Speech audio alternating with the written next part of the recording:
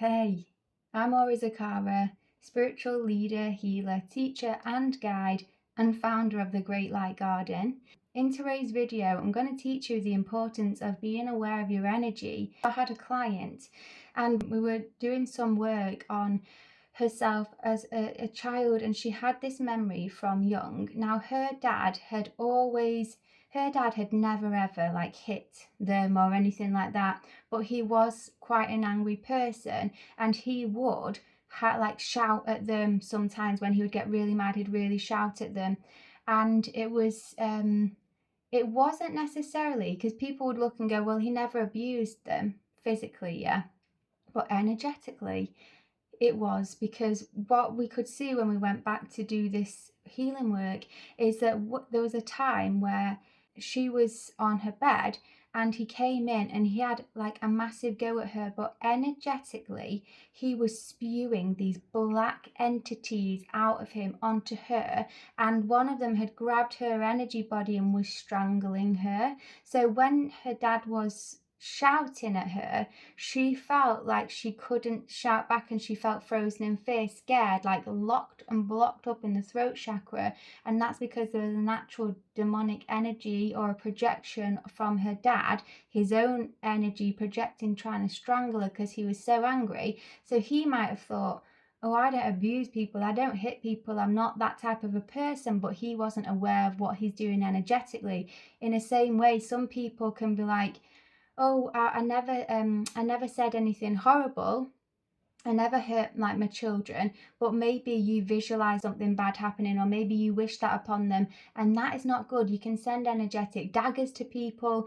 If you send an energetic dagger to someone because you wish that you're thinking about hitting them, even if you didn't, you could puncture holes or tears in their aura. Then they're leaking their energy, they're feeling drained, they're getting entities or attachments attaching to them because of these holes. They aren't sure why they're feeling this way, and bad things can start happening when you energetically attack someone.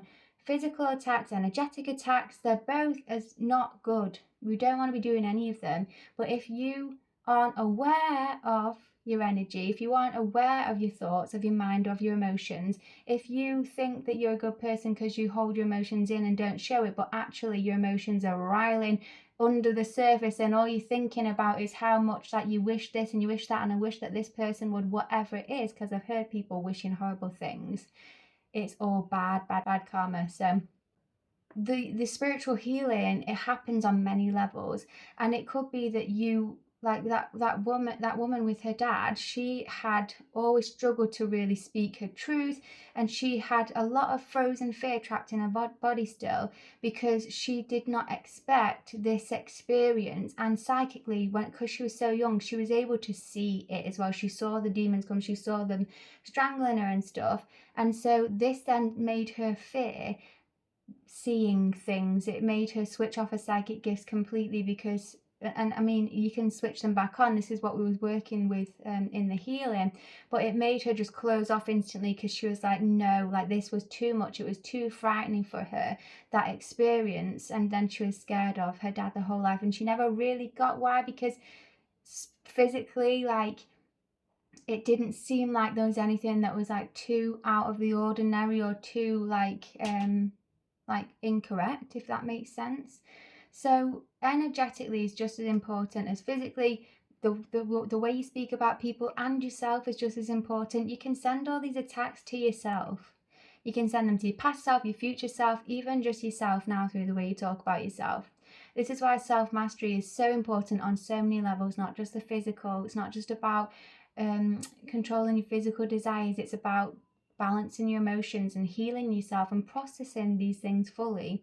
It's about balancing your mental state, being able to have a think before you react to situations, being able to choose differently. If you know there was something in you that just wanted to wish something horrible upon someone, you can say, no, I don't want that. You might think they deserve that, but you don't want to be that type of person. Regardless of what anyone deserves, you want to be the type of person who says, no, I am a higher, like, I'm trying to be from my highest and best self. So no matter what, no matter how much they piss me off, no matter whether they were really wrong with what they did, I am not going to send that negative energy to them, because that's not a reflection of them, that's a reflection of me, and that's not who I want to be. I spoke to Mother Earth because I was asking about the way that humans perpetuate suffering, and the way that this cycle of suffering seems to keep continuing on Earth. And I was saying, like, why, like, when will this end? Why or how are we going to end this? And she basically said, the minute you choose to. And I was thinking, like, at first I was kind of thinking, tell me more, explain a bit more. But what she was showing me was that even if you think someone deserves something bad, they deserve punishment, trust in the divine, that everything will always balance itself out divinely no matter what. The moment you choose to say, I'm going to be the end of this cycle, because all that happens when you punish people, that doesn't actually, they aren't able to truly learn and grow and change through punishment. Punishment just causes like resentment and more negativity. What people truly actually learn from is kind of like redemption, forgiveness, and being taught how to do things differently in a positive way, and then them actually taking those steps to do that. People need love, compassion, and forgiveness. And so Mother Earth was basically saying, the minute that you say, that person's done me wrong and now I need to create justice, that's you carrying it on. Because the perpetrator, the victim, they always keep going in cycles. It's like, you hurt me, then I hurt you, and it's just constant thing. The minute you say, you've hurt me, but it ends with me, like, I'm just going to leave it here, I'm going to rise into my highest, always, always, always, you're choosing to stop that cycle. And the more that we continue to say, I don't care what's happened in the past, I don't care what I feel people deserve, I'm going to just choose to always be my highest and best, and it always ends with me. It always ends with me. This is it now. We're here to end these negative cycles. We're here to end the suffering on earth. We're here to end the wars. We're here to end all the negative agendas. We're here to be our highest and best. We are the ones. We're those light walkers, those lighthouses that are meant to be doing this work. We're the ones that are strong enough to do this work, hence why we're here doing this work. Life isn't always easy.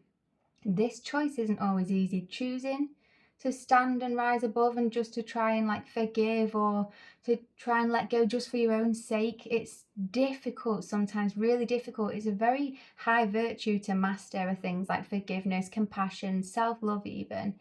But we're here to embody and master these virtues. That's what we're here to do. We're here to be the godlike lights on this plane, to remind people of their true divine nature as well, because everyone has that within them. We need to be the way showers on how to do that for ourselves, so that people can start to realize the love of God, the forgiveness of God, the mercy of God, the grace of God. I've had it. I've had experiences where I felt too ashamed to look God in the eyes about what's happened in my past, and God knows it all, loves me anyway, doesn't care, never did, wants me to just like connect back to God and to be more godlike and loving. God, Mother, Father, Creator God, she wants everyone coming back home. She wants everyone to be connected to her. It's like a loving parent who you always wish the best for your children no matter what.